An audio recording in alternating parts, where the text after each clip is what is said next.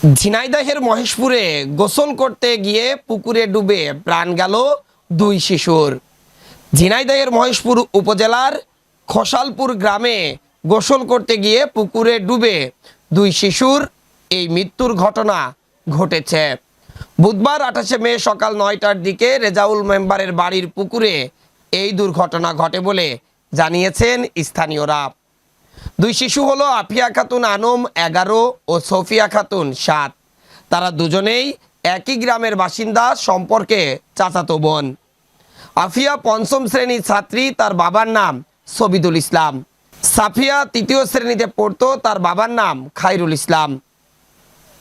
প্রত্যক্ষদর্শী ও স্থানীয়রা জানান, সকালে স্কুলে পরীক্ষা দেওয়ার আগে দুই শিশু বাড়ির পাশে পুকুরে গোসল করতে যায়।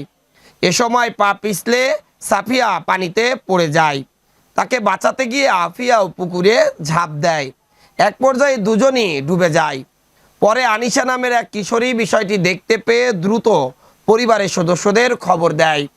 এলাকাবাসী এসে প্রায় 40 মিনিট চেষ্টা চালিয়ে জাল দিয়ে খোঁজ করে দুই শিশুকে উদ্ধার করে। উদ্ধার করার সময় তারা দুজনই নিথর ছিল। খোসালপুর ইউপি সদস্য এনামুল ইসলাম বলেন, একটি নির্মম ঘটনা ঘটেছে। পুরো গ্রাম জুড়ে এখন শোকের ছায়া নেমে এসেছে।